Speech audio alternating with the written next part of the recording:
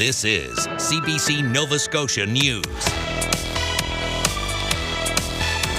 Wildfire latest. As the Long Lake fire continues to grow and burn out of control, volunteers come together to help evacuees. Tent encampments. Some people living rough in the woods are resisting attempts at relocation despite the wildfire risks. And sustainable fun. A Cape Breton splash pad is keeping people cool without wasting water. Well, some rain falling Sunday night into early Monday morning. Not a lot for most, but some areas over 20 millimeters. We'll break down the totals and talk about when we'll next see some of that much needed rain. Your full forecast is coming up.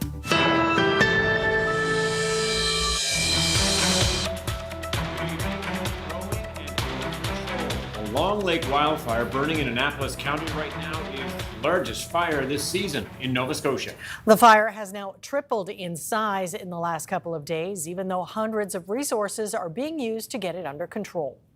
In an update this afternoon, Nova Scotia's Department of Natural Resources says the fire now covers over 3,000 hectares. The change in size is due to crews getting a more precise measurement of the fire, while there was less smoke on Monday morning. No homes have been destroyed, but a few trailers and campers have been lost.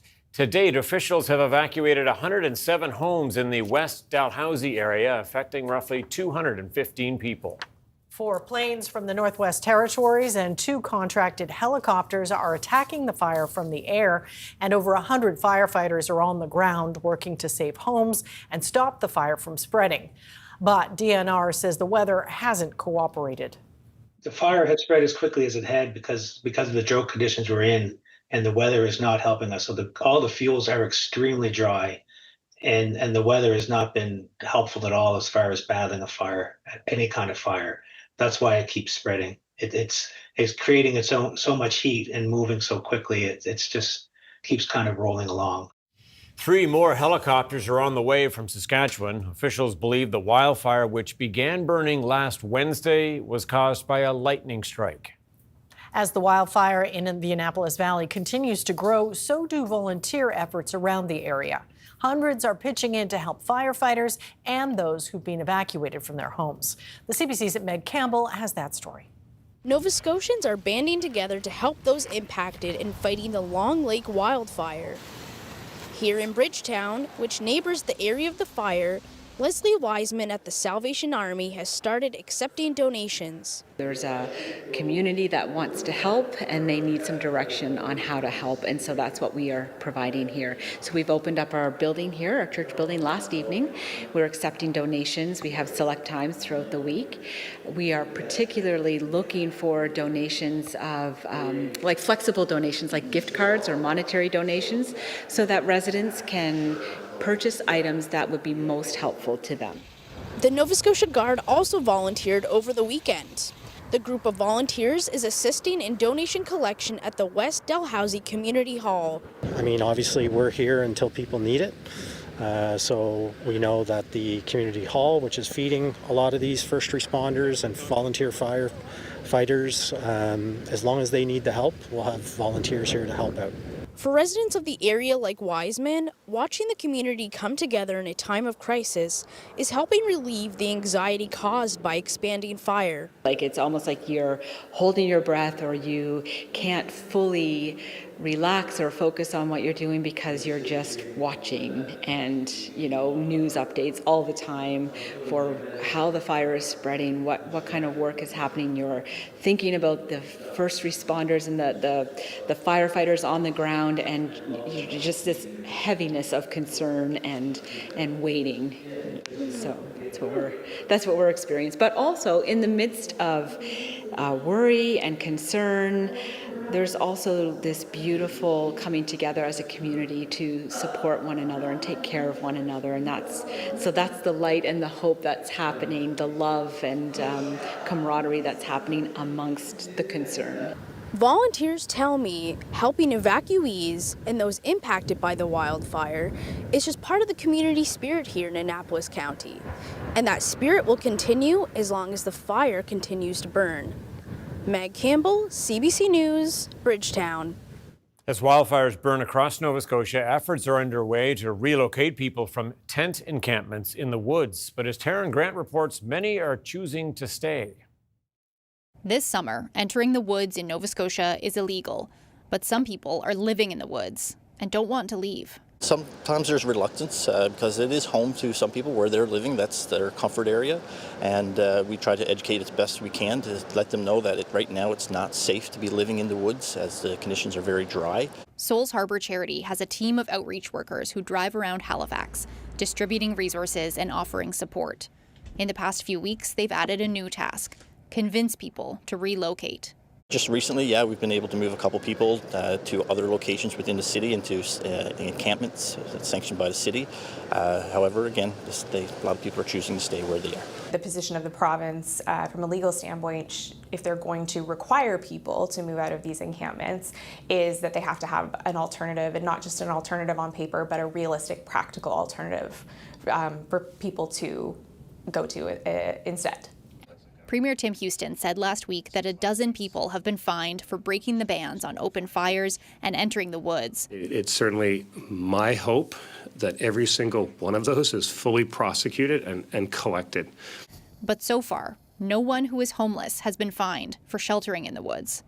The fact that we haven't seen any of these cases hopefully shows some compassion in the discretion that peace officers are using in choosing whether or not to, take forceful measures or levy these fines on people who are unhoused and experiencing homelessness. The Department of Opportunities and Social Development is in charge of the province's approach to homelessness. They would not put anyone up for an interview. But in an email, they said there has not yet been a need for enforcement. They also acknowledge that an estimated 137 people are still living in or near wooded areas. There have been tent encampments in the Susie's Lake area, where a fire caught last week. It was sparked by human activity. But Houston deflected when he was asked about the connection to a tent encampment. Shivji says the drought and wildfires are underscoring that homelessness is a problem that needs more action. Taryn Grant, CBC News, Halifax.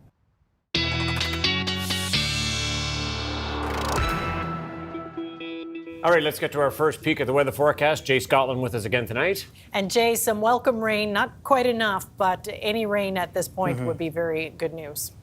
Yeah, and for some, for the Halifax area, 15 to near 25 millimeters, that's not insignificant, not really making up for the rainfall deficit that we've seen, which is a big deficit this summer. Other areas, 5 to 10 millimeters or less. And coming up a little later, actually, Tom and Amy, I'll break you down all of the rainfall totals across the province, give you an idea of how much fell and where. With the cooler temperatures today, aside from that brisk north wind, I think that rain was at least beneficial with that cooler temperature really helping out. I want to start with an update on Erin as well. The storm still had a lot of really swinging in terms of intensity over the weekend. Still a Category 4 storm just north of Turks and Caicos, a few hundred kilometers offshore. This is producing sustained winds near the storm center, max winds of 220 kilometers per hour. I like the track. As long as this doesn't change, no inland major impacts from this storm. Could see some rough seas offshore, maybe some extra wave energy, risk of rip currents Friday, Saturday, but still the main impacts from this storm with the current track staying offshore. And as for our weather in the near term, back to sunnier skies again tomorrow. Few passing clouds in the afternoon. Wind not as blustery, but temperatures still on the cool side, which is a good thing. Tom and Amy. Thanks, Jay. We'll talk a little later. Thanks, Jay. Air Canada flights are still grounded with flight attendants on the picket lines defying back-to-work orders. Negotiate, don't legislate! Negotiate, don't legislate! The tribunal that handles employment complaints in federally regulated workplaces says defiance of the back-to-work order is unlawful. But it's not clear what authorities plan to do about it. Across the country, about 10,000 flight attendants walked off the job Saturday. Their union says members take issue with wages, work rules, and unpaid hours. We're professionals. We're just like firefighters and paramedics and nurses, and those people get paid the minute they report for their shift. A firefighter doesn't get paid just when they have their hands on a fire hose and they're putting out a fire. A paramedic doesn't just get paid when their hands are on a patient on the side of the road. They get paid from the time they start their shift, and we want that too. In a statement today, the airline says it's committed to returning to service as soon as possible and regrets the impact on customers. Members of the faculty union at Dalhousie University could be on the picket line later this week as the university has issued a lockout notice. The lockout will begin Wednesday morning unless a collective agreement is reached.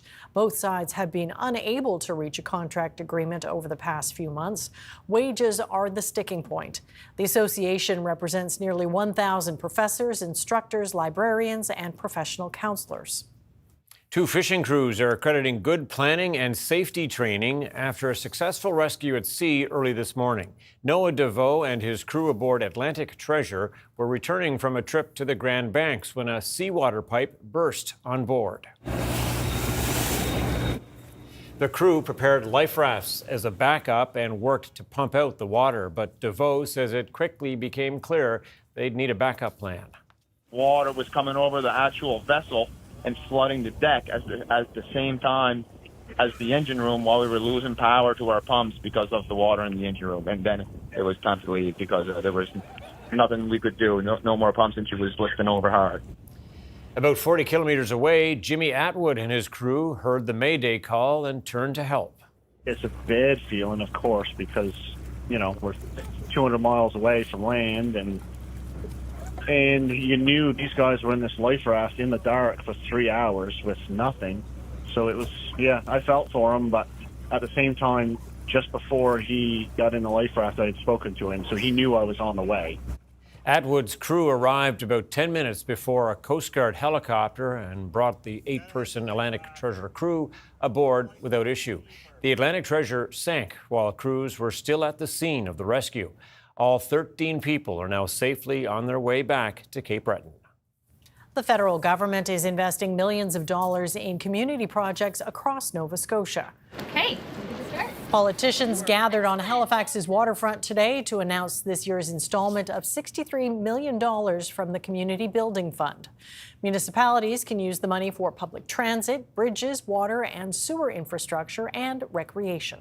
This is a reliable source of funds that allows communities to plan predictably their costs over the course of the next year when it comes to building that infrastructure. And you can look around and actually see the impact it has. The pool on the Commons has benefited from this particular fund. Earlier this year, we joined a community in a rural portion of HRM down in Sheet Harbour for an announcement with a lifestyle centre paired with emergency fire services that are going to help promote public safety in rural HRM. Nova Scotia received $60 million from the fund last year. Well, a community in Cape Breton found a way to keep cool this summer without wasting water. Many splash pads have closed down to conserve water, but as Anorak reports, this one is sustainable. This pirate, dragon, and butterfly can keep spraying cool, refreshing water, even in the driest conditions. Although many splash pads across the province have closed to conserve water, this one in St. Peter's is still operating. And there's a lot to love about it. I love the butterfly right now. You like the butterfly? And testing a dryer. While St. Peter's is under a mandatory water conservation order, this splash pad's water is recycled. Once it enters the system below ground, it is filtered and used again. Water supply is low in St. Peter's, so this is the place to get out. The pools are low and we can't pop them up at the moment, so the kids need the water and have fun. It was created by the Village on the Canal Association. It took 2 years to be built, and it opened in July behind the Lions Club, just in time for the dry summer season. So there is quite a large tank underground, and it goes through a recirculating process. This tank conserves the water, and then of course it's cleaned and tested regularly to ensure that it's safe and the water quality is high coming back out. But it's quite a sophisticated system and quite a bit added to the budget to get it in, but I think it was definitely worth the investment, and I'm really happy that people are still enjoying it during this dry spell. It cost $450,000 to build the sustainable water system. It was paid for with donations from the community and funding from the provincial government. I think it's just been a huge, exciting feature added, and really the excitement just came and grew from the original idea. So I think that's amazing, especially for us, our size of village. Having this piece of infrastructure is amazing. As drought conditions continue, St. Peter's, Sampson and Area Water Utility asks families to cool off at the splash pad, rather than running water at home. Anna Rack, CBC News, St. Peter's. All right, Jay is up next with the full weather forecast. We'll see you in just a few minutes.